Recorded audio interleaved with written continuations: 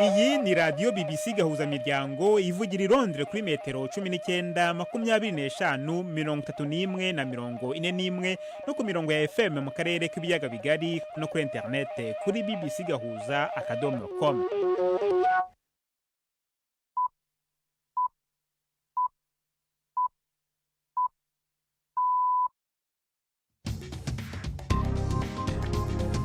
Ubu ni saa 10 n'igice ku isaha mpuzamahanga ya GMT, ni saa 12 n'igice ku isaha yo mu Rwanda no mu Burundi. Muri studio muri kumwe na Jacques Niyitegeka. Izi ni ingingo z'ingenzi zigize aya makuru. Umuryango w'ubumwe bw'Uburayi na Leta Zunze Ubumwe za Amerika byamaganye ifatwa ry'umujyi wa Masisi mu burasirazuba bwa Repubulika ya Demokarasi ya Kongo bigaruriwe n'inyeshyamba zo mu mutwe wa M23. Mu Bufaransa haravugwa urupfu rwa Jean-Marie Le Pen, umunyapolitiki wamenyekanye cyane ugendera ku matwarakazi y'ubuhezanguni ku batsimbaraye ko ibintu biguma uko byahoze. Urukiko rukuru rwa Kigali rwakomeje kumva urubanza rw'itsinda ry'abantu bashinjwa kuba mu mugambi wo guhirika ubutegetsi badakoresheje imbaraga cyangwa se intwaro. Tubafitiye n'ikinamico urunana muri mwese ikaza muri aya makuru yo kuri wa kabiri tariki ya 7 z'ukwezi kwa mbere.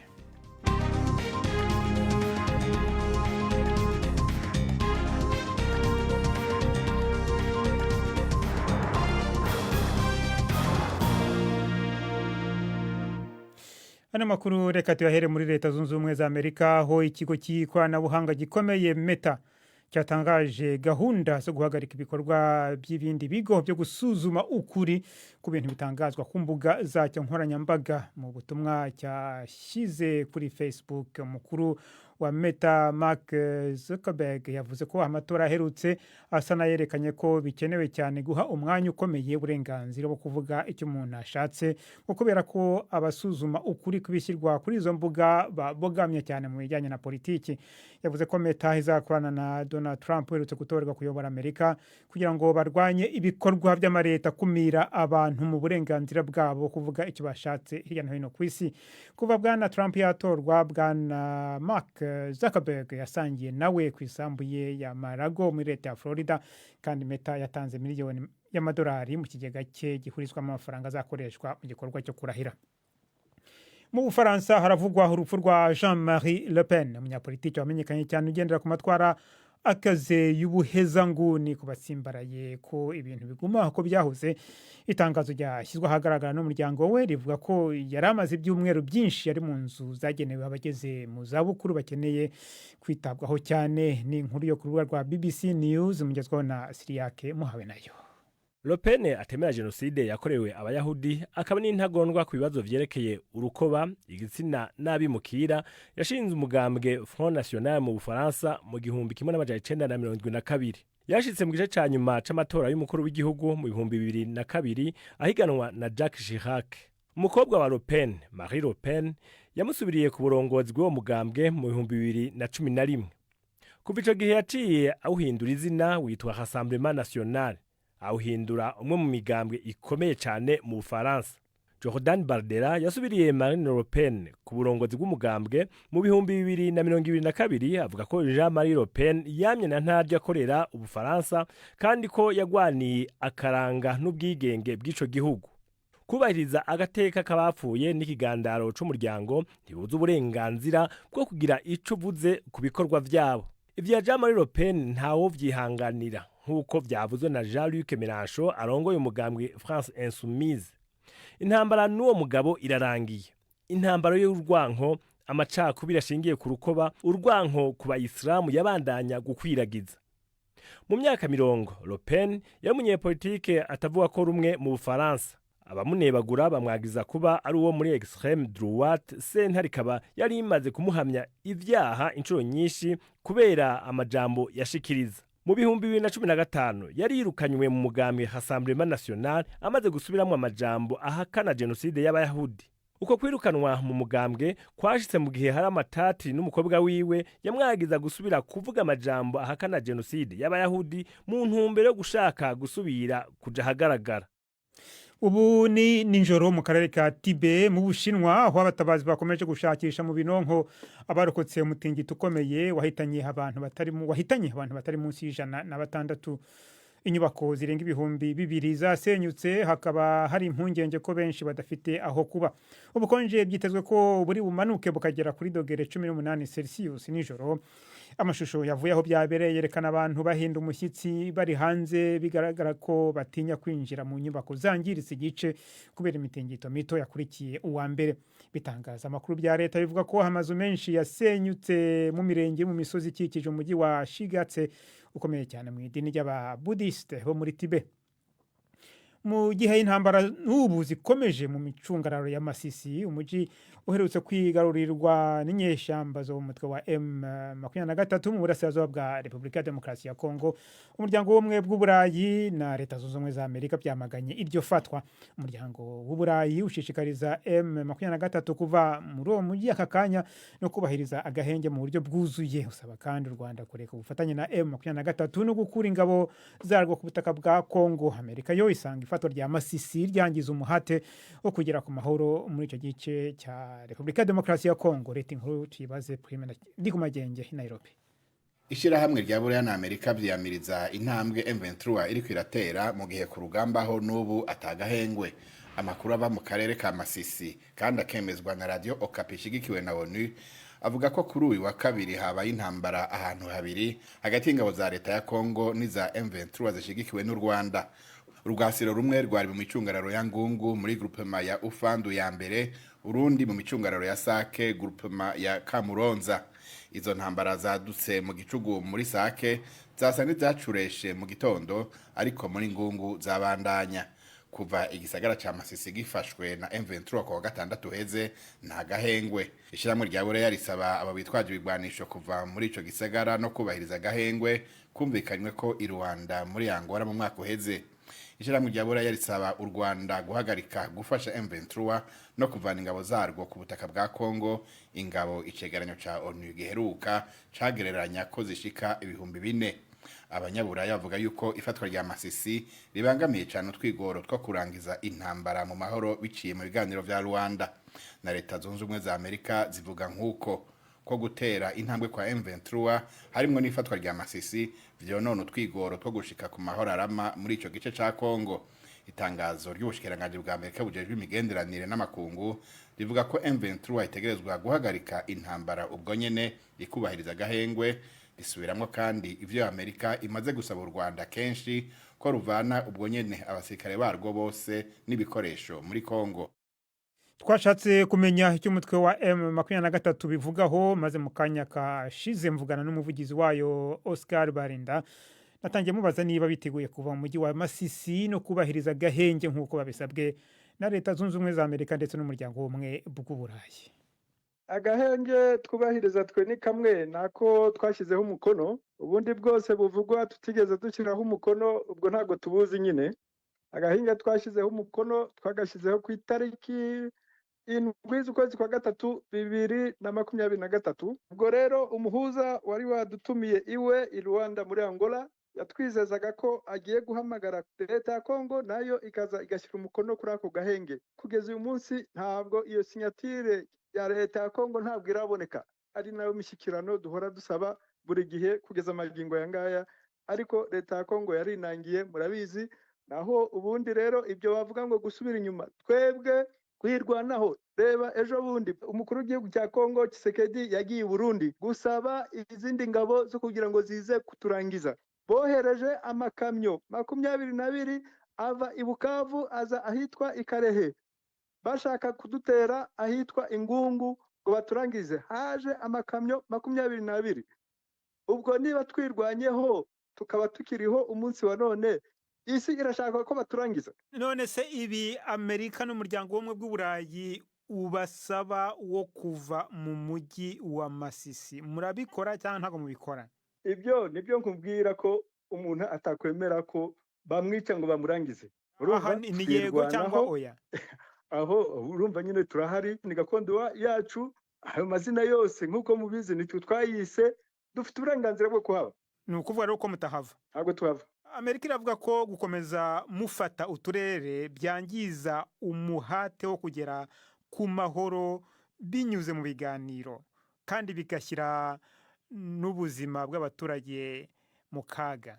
Ibyo byo mubivugaho iki? none se Jacques ntabwo uzi neza ko duhora dusaba ibiganiro, ntuzi neza ko duhora tubisaba buri gihe cyose, ntuzi neza ko n'ibihugu by'ibituranyi bishaka no kubidufashamo, n'akarere bose baba bashaka kubidufashamo, baraduhamagara twebwe i Rwanda tukajyayo, kandi iriya processus yaho itanatureba, itareba n'abakongomani, ireba ibihugu. Ariko umuntu akubwiye ati egijosi nditeme nkurangize, urumva hari aho ugera nawe uti nyaboneka namwe nimurebe. Naho tugeze rero, n'ejo bundi twari twizeye ko abakuru b'ibihugu bari bushyire umukono ku masezerano y'ibyo bari bumvikanye ku itariki 15 z'ukwezi kwa 12 k'umwaka ushize, ariko byaranze ku munota wa nyuma. Hari benshi nta nubwo mwamenye uko byagenze, uko byanze, ariko twari turabizi yuko twe tuba hano. Abasirikare ba leta ya Kongo bari ku rugamba hariya Imatembe muri Rubero, twebwe twaravuze tuti reka tureke twe kurwana. Bo rero bagira ngo koko baturangije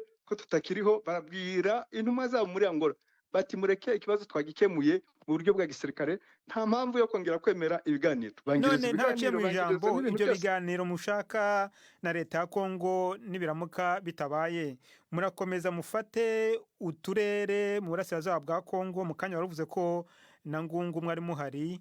Muzi neza uburyo twisanga, ntabwo dufata twisanga ahantu tuhagera ari uko baduteye. Kwisanga ahantu uturere murarwana n'ingabo za Kongo, mugafata uturere, mwagiye muva ahantu henshi mu burasirazuba bwa Kongo, mufata uturere tunyuranye, mufata za Katare, mufata za Masisi, mwagiye mufata ku turere, ntabwo mu by'ukuri muhisanga. Iryo jambo ukoresha nge ntabwo ryemera. Ntabwo twavuye muri Sabyinyo ngo dufate Jomba tudatewe, baraduteye. Intumwa zacu ziri Kinshasa zagiye gushaka ibiganiro by'amahoro, baradutera. Intambara rero naho yatangiriye kugeza n'amagingo yangaye. Turacyashaka ruhande rwa leta ya Kongo kugira ngo twumve icyo ruvuga kuri ibyo bivugwa n'umutwe wa M23. Turacyashaka kandi na leta y'u Rwanda kugira ngo twumve icyo ivuga kuri ibyo rwavuzweho mu matangazo abiri, ryasohowe na Leta Zunze Ubumwe za Amerika n'iryasohowe n'umuryango w'ubumwe bw'Uburayi.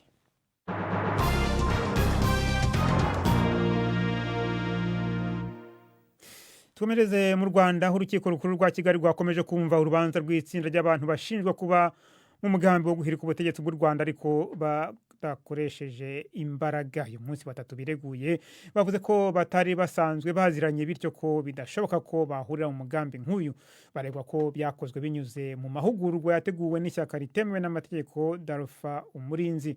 Ni inkuru ya Jean Claude Mwambutsa.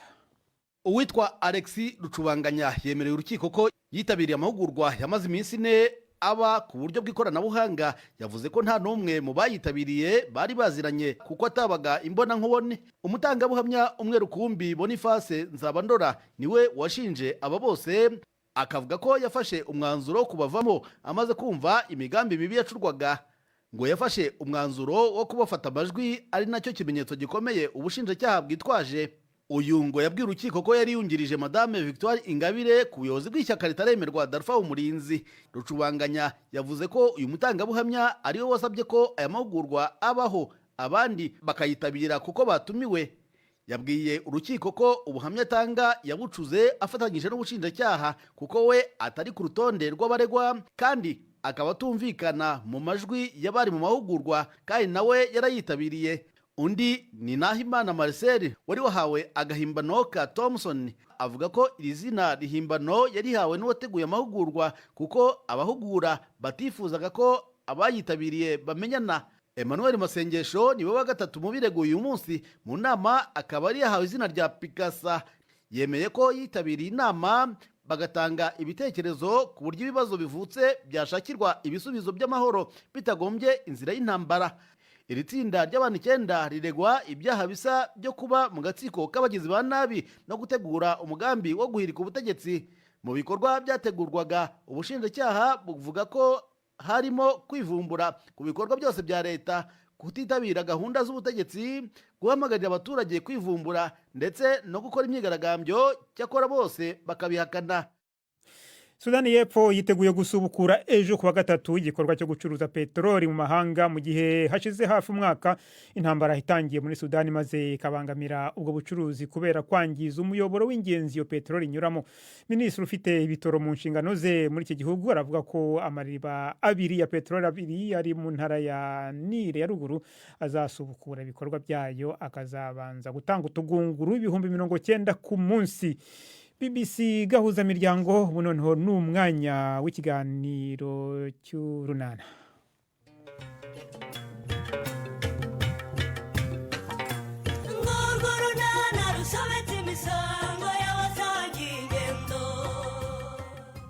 Nadine aributswe ibyo agomba kwitaho nk'umugore witegura kubyara.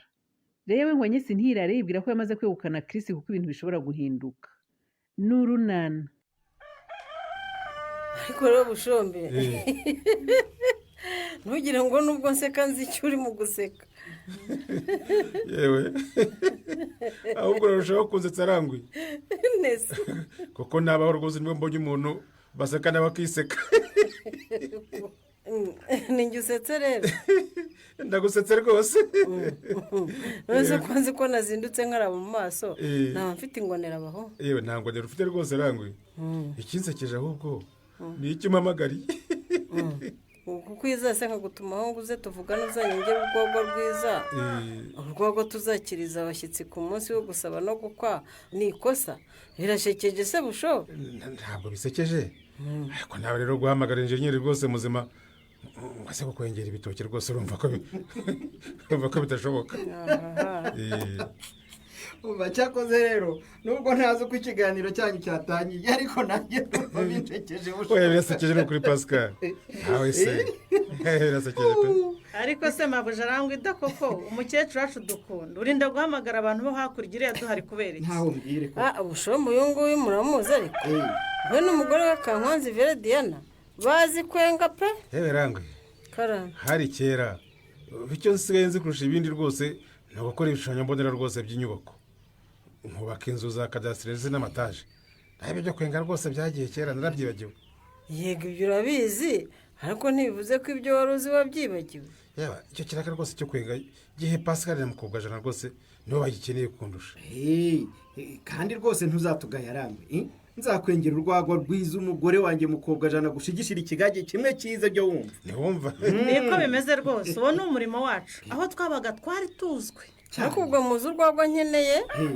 ubu muzi ko ari urwo kwakiriza abakwe bazaza muri urugo mw'abantu ibyo se hari icyo bitwaye none se rangwe igihe nkwengera urwo guha impano umukwe wawe cyagihe kuri Noheli nigeze nkugayisha koko hewe ariko uzi ko mbyibutse koko Pasika nari narabyibagiwe ubu wari ubyibagiwe aka kanya ko ngiye Pasika rugwabiza kwenga ndabizi ndabyibutse nako na sogokuru yari umuhanga nanjye mukobwa jana Jeanne d'Arc gushigisha ndabizi nabyigishijwe na nyogokuru Mukansanga ntumva se rangwe ntumva ko hari abantu babizi rwose banabirazwa n'abasekuruza babo ahubwo nyerekaho nkuri ibitoki mbyegeranye neza nzabitara n'ibishya nkwengera urwagwa rwiza bazanywa bakaryoherwa bakaniyongeza turakwingize duhe icyo kirakani tuzabukoze isoni rangwe ahubwo n'ubutaha ubwo uzaba ugiye gushyingira umwuzukuru wawe uzatwingingira kukwengera mva mbese ariko mukobwa jana nk'ayo magambo uvuga aba ari ayiki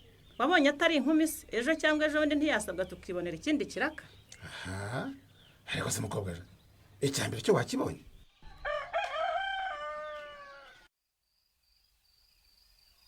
niko se Nadi karame mbona ni ibiki koko erega mujyanama aba afite akazi kenshi ni ukuri ku buryo umuntu azi iwawe akakirwa n'umwana guturuka mu marembo kugera mu mbere koko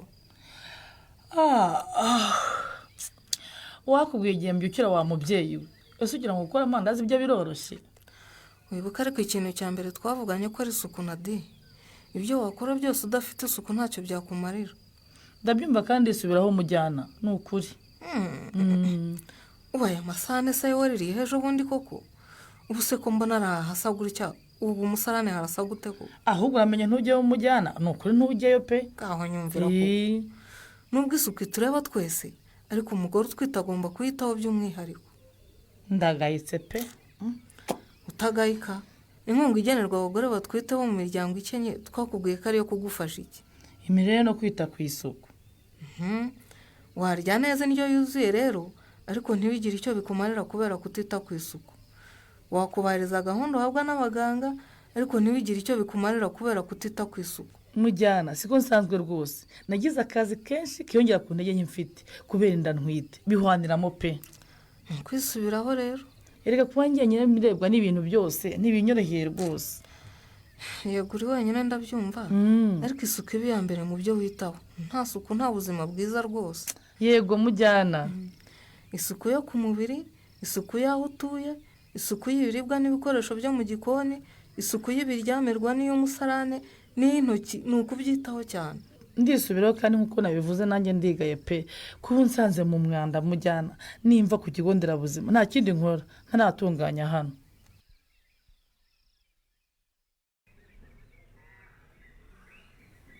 ese ubwo ntiwaba wigenderaho gukomeza guhagarara kandi wikoreye Pasika?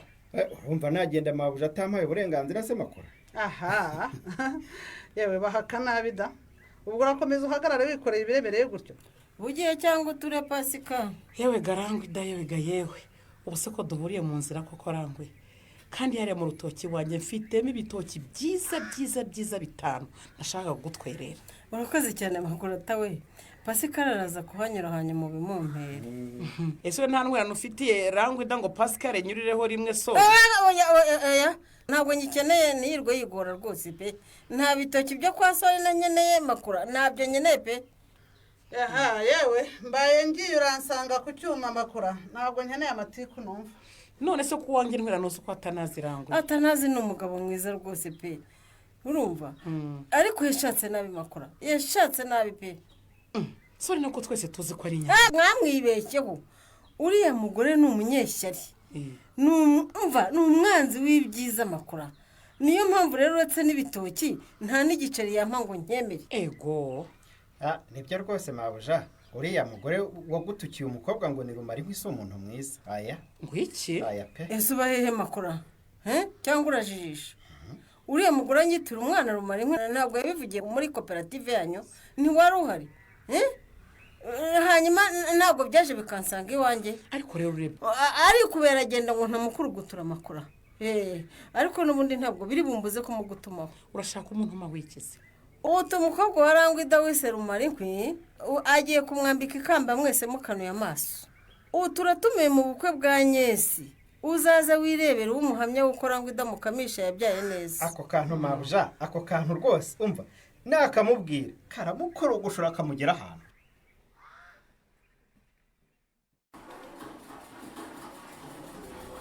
Umbwiye ngo iki bude? Ndavuze nti abajene mama ari twe tuzambara imikenyero irimo ibara ry'umutuku. Ako uziko ari byo bude? Hanyuma abakobwa bambara irimo umuhondo. Umutayiri ko ari nawe uzatwambika se natubwira icyo bitekerezaho. Anye byose biterwa n'amahitamo y'umugeni kandi hakagenderwa ku ibara zambara na dekorasiyo ye. Murabizi? Ibara ry'icyatsi ntirishobora kubura mu mabara yanjye. Icyo mukimenye. Okay, ubwo ni ukuvuga ko wari wo wawe reranye cyane rwose. Nibo nahisemo. Hanyuma uyu ukaba wa marene. Nkuko Udensi yarabivuze, reka abamama bazakwambarira bazambare irimo utubara dutukura n'utwitero tw'icyatsi. Ego. Hanyuma abakobwa bazambare irimo utubara dutukura n'umuhondo. Bazashyireho akitero k'umuhondo. Ese ahubwo ko ntabona imikenyero y'abantu. Murumva rinda nabagenzi badakenyeye nabakizwa n'iki? Imikenyero nyifitera iyo abana irahari rwose anye. Ahubwo sanye Devuta wambwiye ko turi buhurire hano ari. Ariko biziko ari byo. Yewe yambwiye ko aje ari mu nzira y'imaraza. Kuko arazana n'abandi babyeyi 3 bakorana kugira ngo muzakenyerane muri 6. Hanyuma se abakobwa bo bari he? Yewe ibyo abakobwa ntubizi se mugiye naho ko kuririrwa bibaza. Nyiraneza na Benita baracyaraho mu mayira. Ariko nyine Benita ari baze bose bipime kugira ngo tumenye iyo tugomba kugabanya. No guhera ko yanjye. Udupira twose tuyari mu kenyero wanjye nabonye narakumwe kankwira. Siwe wabyibushye se n'akazi kawe. Ubwo nucyambariye Nyesi. Ukumva byashoboka. Umva sinakwemera. ahubwo natega imodoka nkajya mu mujyi kugura udupira urumva nzakenyerera ariko nkambarira ifiti yanjye wavuze ko kurya ari ukwishyura ku mugani wa Budensi Yanara siniriwe mpagaze mu bukwe bwawe n'imikenyero wanshinze kwakira abashyitsi shamugi arabizirikana rwose niyo mpamvu navuze ko yakwemera ugatega akajya mu mujyi ariko akazakora umurimo wamushinze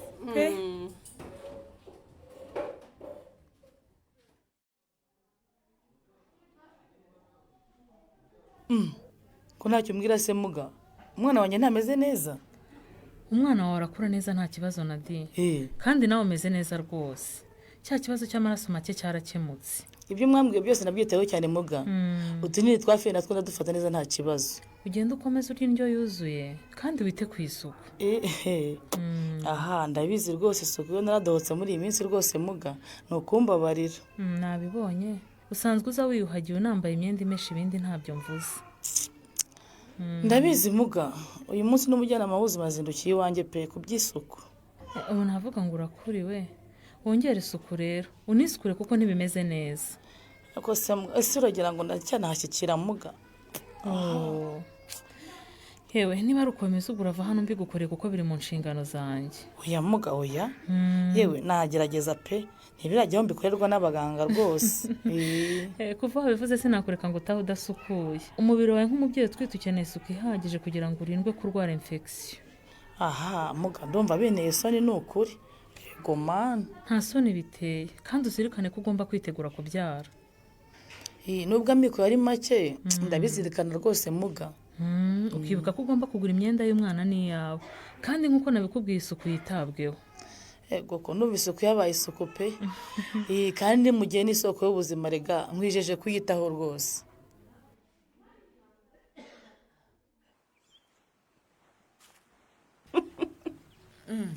wikanze icyanye hagarara gato Budeyi nyumvira nyesi ni ukuri urabura gushingura ngo twihute ubu urabona butije ariko uribuka ko nasize abana banjye nkakwirirwa nyuma kuva mu gitondo muko ndapfuye ndabizi Budeyi ayisakata ni ukuri hindese kandi Reya niwe rwose namwiboneye Budeyi namubonye neza niwe ni ukuri uzi ko atari inzira ari ku mugezi wakajya kuzenguruka uriya se ni Reya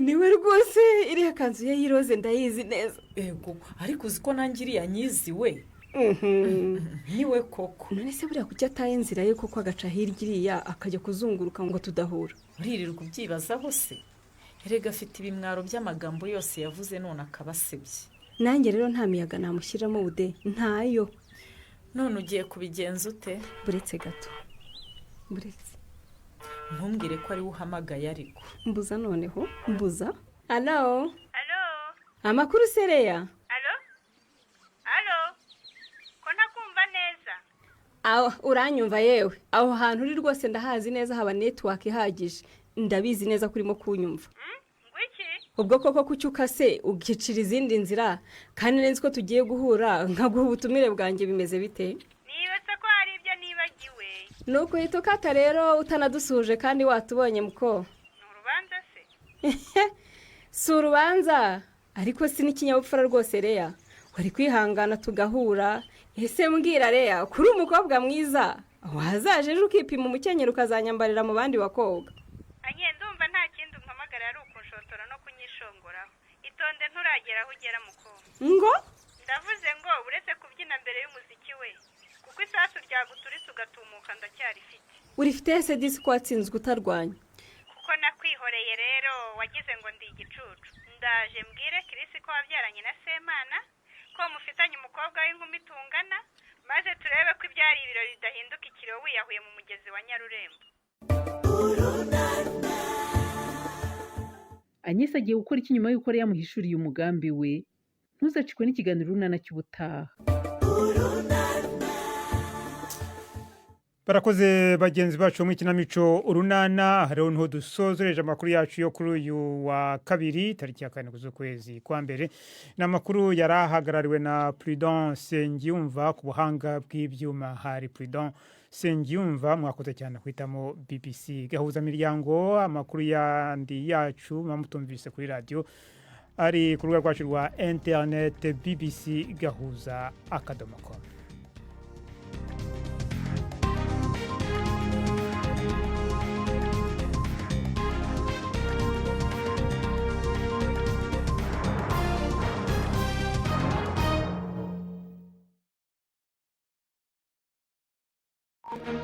Thank you.